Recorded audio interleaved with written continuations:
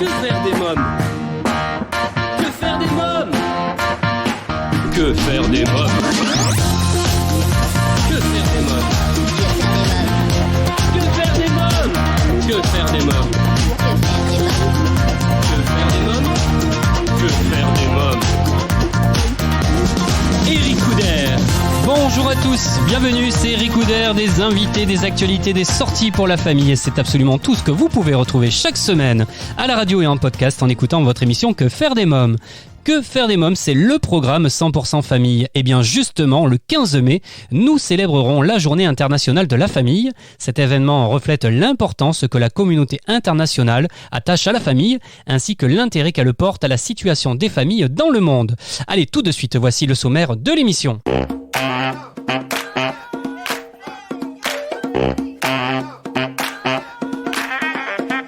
Après Ego le cachalot en 2013 et Ego le cachalot et les tibulots en 2016, le cétacé préféré des enfants revient en super-héros muni d'une cape, d'un masque et d'un slip. Super Ego, c'est le titre du nouvel album jeune public de mon invité David Delabrosse.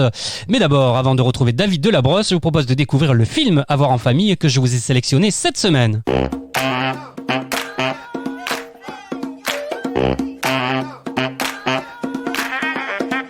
Cette semaine, je vous parle du film d'animation musicale Tous en scène, sorti en 2016 et disponible sur la plateforme de streaming Netflix. Buster Moon est un élégant koala qui dirige un grand théâtre, jadis illustre, mais aujourd'hui tombé en désuétude. C'est alors qu'il trouve une chance en or pour redorer son blason, tout en évitant la destruction de ses rêves et de toutes ses ambitions, une compétition mondiale de chant. 5 candidats sont retenus pour ce défi. Tout ce petit monde va venir chercher sur la scène de Buster l'opportunité qui pourra changer leur vie à jamais. Je vous propose de découvrir la bande-annonce. La. Bon, t'es prêt mon grand? Ya! Je suis prêt de chez prêt.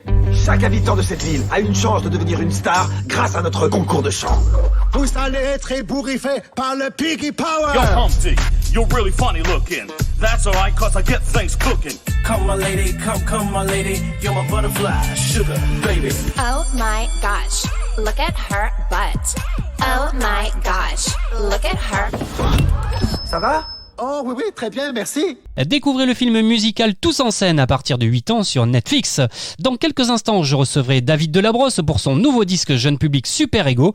Mais d'abord, comme chaque semaine, voici la rubrique Actualité préparée par Adeline et Myriam, des petits cultivés.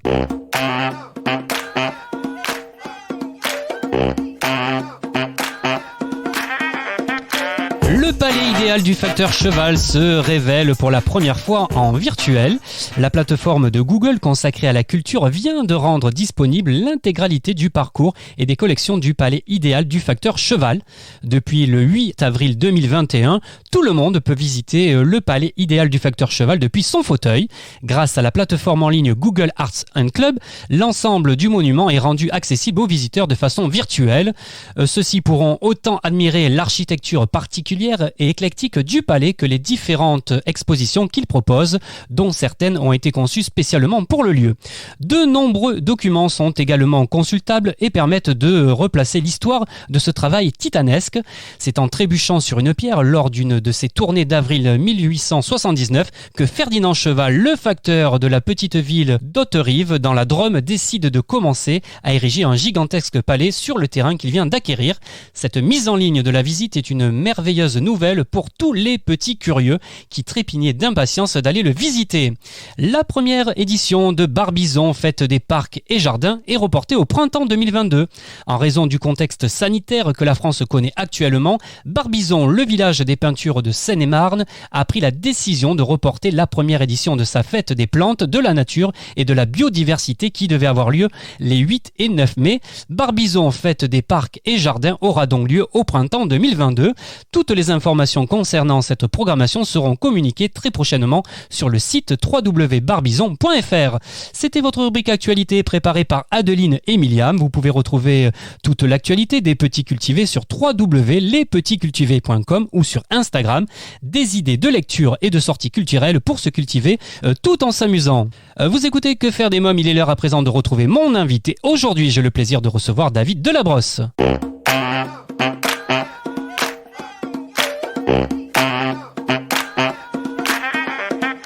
Bonjour David Delabrosse. Et bonjour. Alors votre actualité, c'est un nouvel album pour le jeune public, un 3e album après Ego le cachalot en 2013 et Ego le cachalot et les petits bulots en 2016, sortira le 28 mai prochain. Super Ego, dans ce nouvel opus, le cétacé préféré des enfants revient en super-héros muni d'une cape, d'un masque et d'un slip. Alors dites-nous-en un peu plus sur ce nouvel album. C'est 12 nouveaux tubes, on va dire, pour prendre le langage d'Ego le cachalot. Ouais. Voilà, dont un titre qui reprend celui de l'album, Super Ego, en effet, et qui ouvre le disque. Et il y a plein de nouveaux personnages qui apparaissent désormais, notamment un rat qui s'appelle le Raplapla, qui a peur des maladies, qui est un peu hypochondriaque, ou alors cette jeune militante féministe italienne qui s'appelle Miolita, qui font le mouvement #Minou. Voilà. On va en reparler de tout ça de toute façon. Ego le cachalot, alors c'est un véritable succès auprès du public avec plus de 20 000 disques vendus, des critiques dans Astrapi, Télérama Enfant et bien d'autres aussi. Hein. Oui, c'est vrai que là, on a la chance le public suit beaucoup et puis la presse également. On rencontre beaucoup d'enthousiasme. C'est sûr dans les salles, avant qu'elles ne ferment et quand elles rouvriront, c'est vrai que c'est toujours un plaisir de rencontrer le public. David Delabrosse, alors pour ceux qui découvriraient aujourd'hui votre univers, racontez-moi comment a commencé cette aventure, comment est né ce personnage de Ego le cachalot? C'est venu d'une rencontre avec une jeune illustratrice qui s'appelle Marina Jolivet, il y a quelques années de cela, à qui j'avais soumis des textes, dont un qui s'appelait « J'ai un ego qui pèse 700 kilos ». Elle en a tiré ce dessin, le dessin qu'on connaît maintenant d'Ego le cachalot. J'ai trouvé vraiment super. Et ça m'a même incité à changer les paroles de ma chanson, à faire tourner le refrain vraiment autour de ces dessins. C'est devenu du coup, voilà, Ego le cachalot, attention aux portes, attention aux carreaux, bien dans sa peau avec ses 2 tonnes et son petit cerveau. Donc voilà les paroles qui sont nées de ce dessin. Avec Marina, on a travaillé quelques années ensemble. Elle a croqué des nouveaux personnages autour d'Ego le cachalot.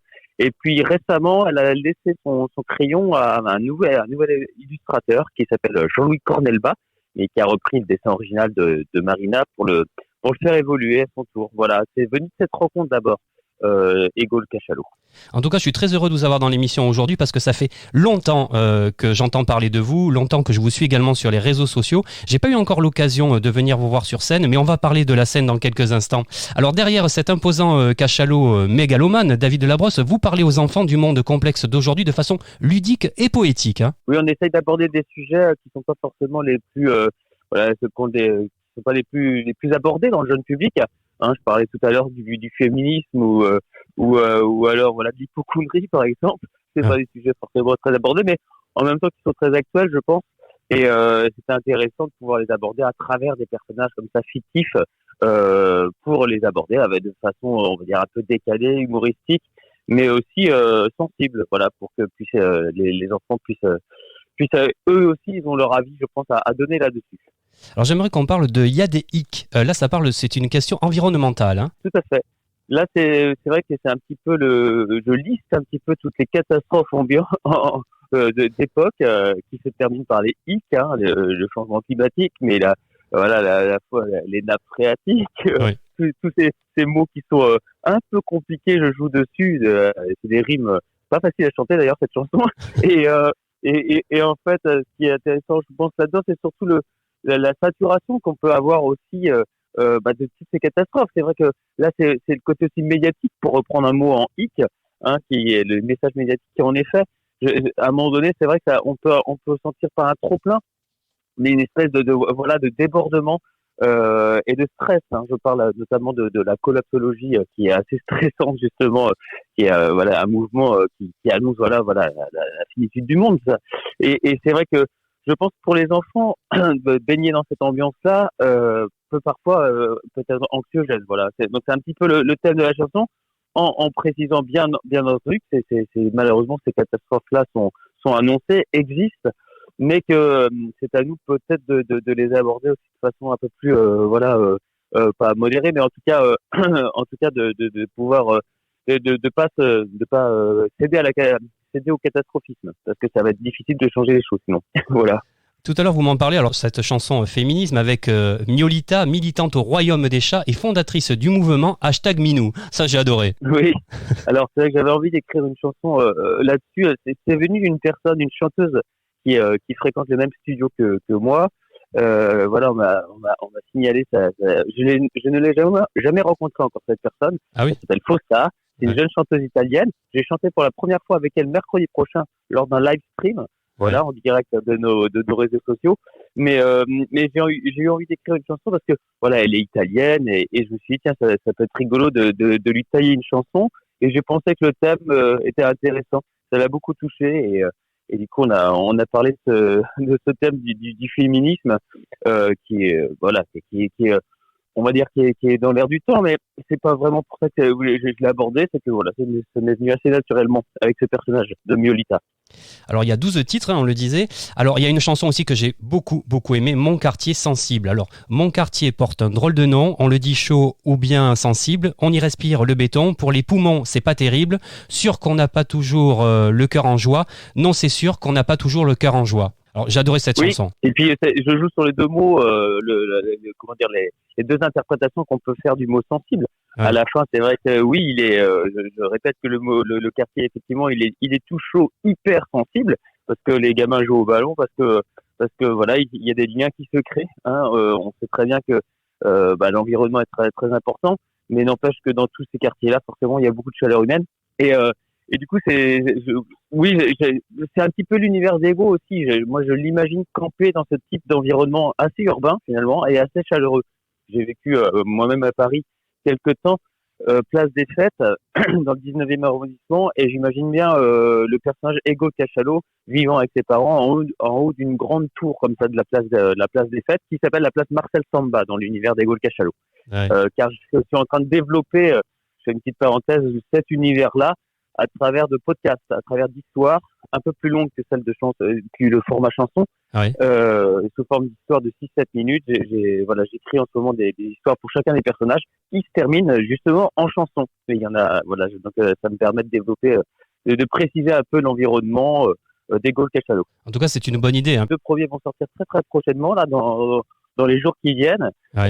Donc il y en aura à peu près 8-9 concernant le prochain disque, et puis je vais continuer à écrire d'ailleurs d'autres podcasts pour les précédents titres, les précédents albums.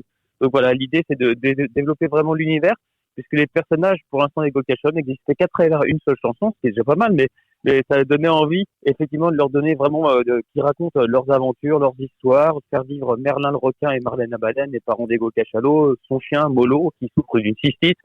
Voilà, on avait envie de développer l'univers. Donc c'est ce que j'ai commencé à faire à travers ces histoires qui sont mises en musique par Samuel Chaplin, qui est le réalisateur des deux derniers albums des Gold Cachalots. Ouais.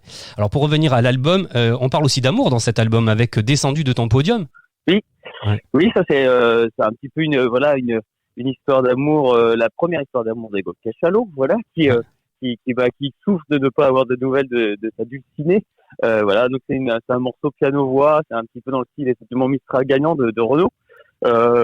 On est assez content de la chanson avec Samuel qui l'a adapté au piano.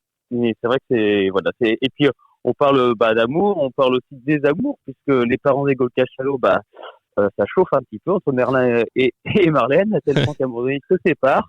Donc ça c'est un sujet qui n'est pas forcément facile à aborder pour les enfants, mais je pense que les familles monoparentales, voilà, ça leur parlera. Et du coup ils se séparent, les parents.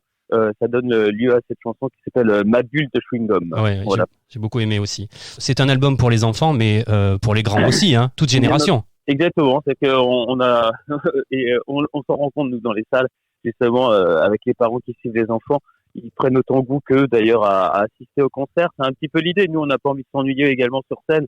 Donc on fait vraiment une musique qui nous plaît, assez actuelle, et qui change dans ces paroles-là et dans les textes.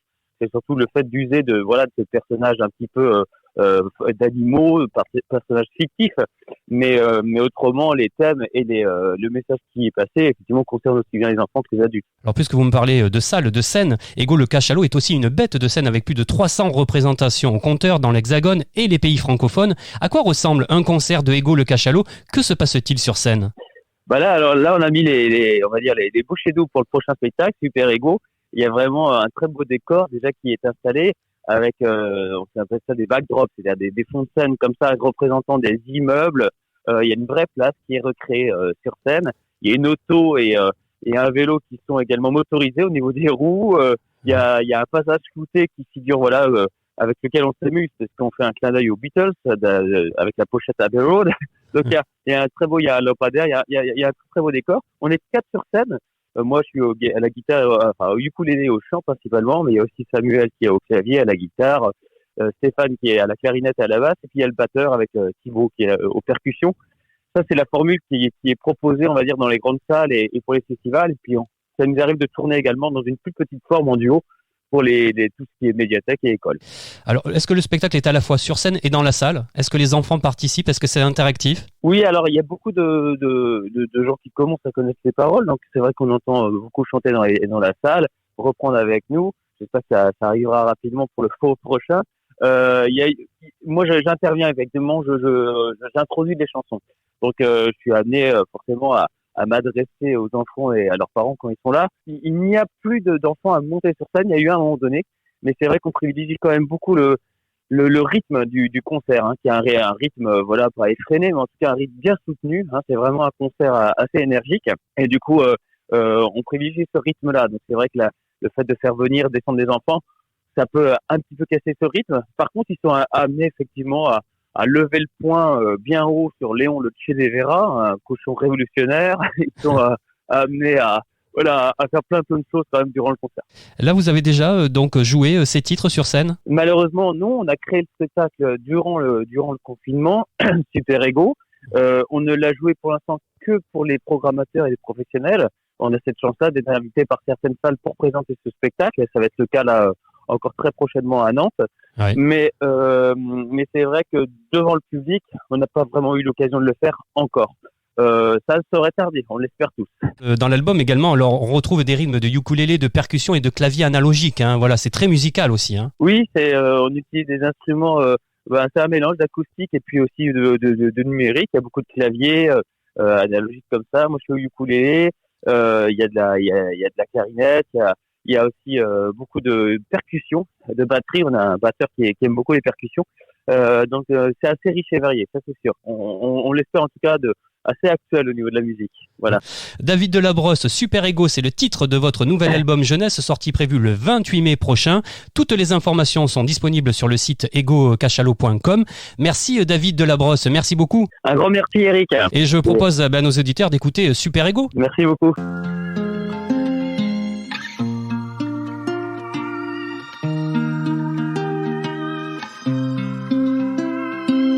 Tout seul, je me sens toujours tout seul, le soir en me couchant dans ma chambre d'enfant.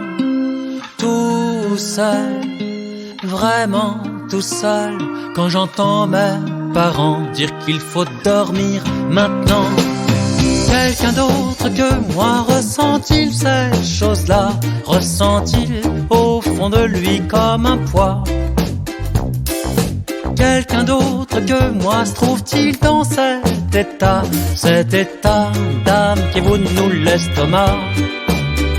Sent-il tout seul, tellement tout seul, quand arrive ce moment horrible et angoissant? Ils veulent que je dorme sur le champ, alors qu'en moi s'agitent les pires tourments. Quelqu'un d'autre que moi trouve-t-il que ça se fait pas d'imposer le sommeil comme ça?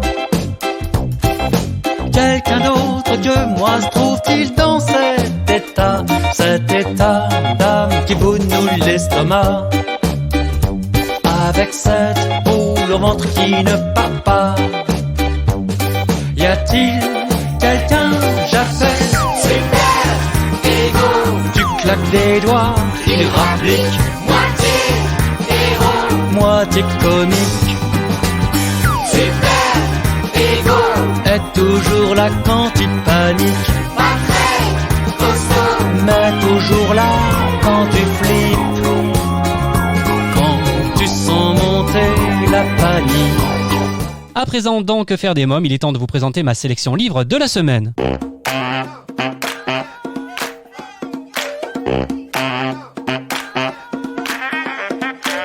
Dans la bibliothèque de Que faire des mômes, j'ai mis en évidence cette semaine Un monde sans plastique de Valérie Desplaces, un superbe album à partir de 8 ans de la collection Objective Green, avec un dépliant de 8 pages pour découvrir l'association No Plastic in My Sea. Le plastique semble aujourd'hui indispensable, des emballages aux voitures, en passant par les jouets, les bouteilles ou bien encore les vêtements, il est partout. Cette matière pollue pourtant énormément et menace la survie de nombreuses espèces. Vos enfants pourront à travers cet ouvrage apprendre tout ce qu'il faut savoir sur le plastique, ses ravages sur notre planète et notre santé, et pourront découvrir comment réduire leur consommation et les bons gestes à adopter pour un avenir plus green. Un monde sans plastique, un livre indispensable aux éditions Fleurus. Et bien voilà, Que faire des mômes pour aujourd'hui, c'est terminé. Si vous avez aimé cette émission, je vous invite à laisser un commentaire sur notre site quefairedesmômes.fr, à vous abonner à la newsletter et à nous suivre sur les réseaux sociaux. Merci à tous pour votre fidélité, c'était Eric Couder. On se retrouve la semaine prochaine avec de nouveaux invités, des actualités, des sorties pour la famille. Portez-vous bien, bye bye.